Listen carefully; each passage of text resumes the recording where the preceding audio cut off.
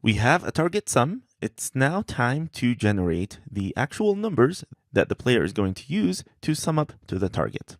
So before we do that, let me talk about my decision to keep this target div in this top level game component and not create a child component just to represent this target div. This is definitely a style preference. If you want this target div to be contained and you want the style of this target div to be contained, then a child component to represent this target div might be worth it. However, a child component to represent this target div also introduces some complexities. So it's just something that you need to decide on. I decided to keep this target text in this game component for many reasons. But one of them is that it's the only text of this type, the target text.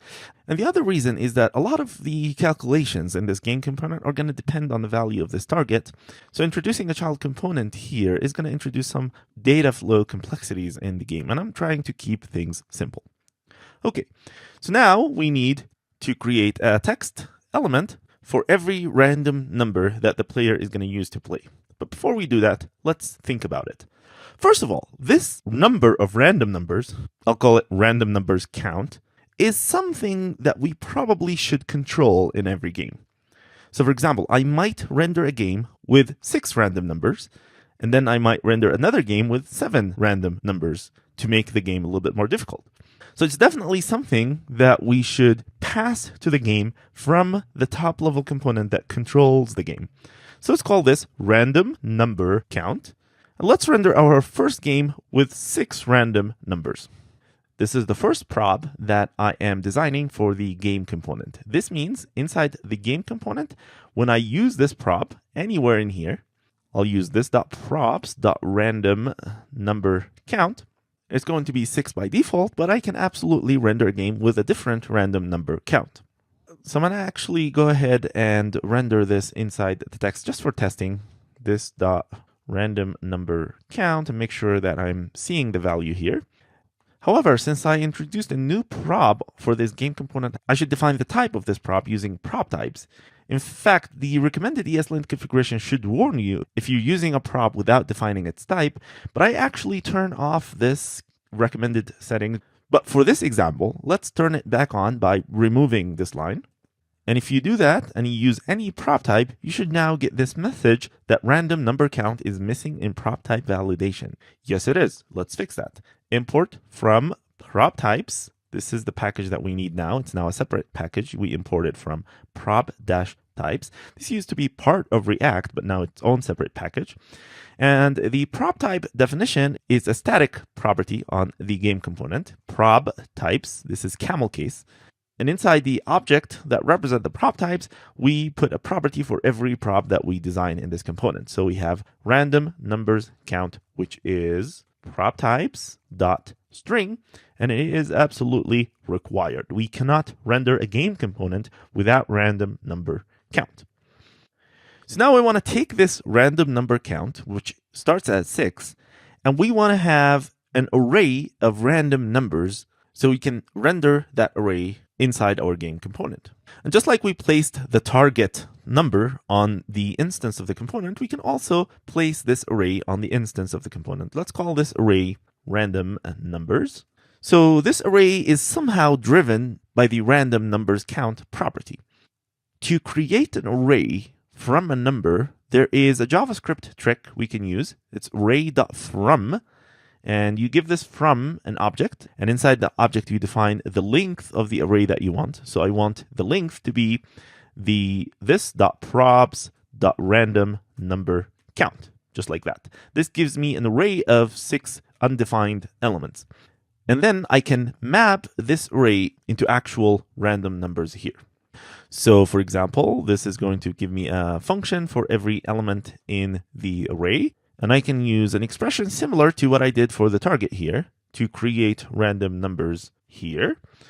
Maybe we'll have these random numbers start from 2 up to, say, maybe 10. Let me fix the indentation here. So this will actually work. This will give us an array of random numbers, but we have a logical problem here.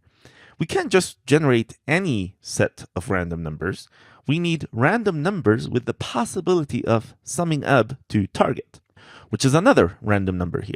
So to do that, you might be tempted to start thinking about factoring this target number and somehow figure out some factors that will sum up to that target number and then fill the rest of the random numbers count array with random numbers.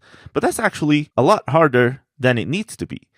In fact, if we just change the order of these operations, if we start with the random numbers and then do the target after that, we could derive the value of the target from the random numbers themselves. Maybe we'll sum 3 or 4 or 5 out of these random numbers and say, this is our target. And this way we would be sure that the random numbers have a possible solution to sum up to the target. So I'm going to do exactly that. I'm going to start with this.random numbers, and I'll slice this array because I don't want the whole random numbers. So let's take the first 4 numbers and sum those. Now, of course, the random numbers count is dynamic, so I can't just say give me 4 to get the first 4 numbers. Let's do this .props.random number count minus 2, right? And I just figured out there is a typo here, so it's props.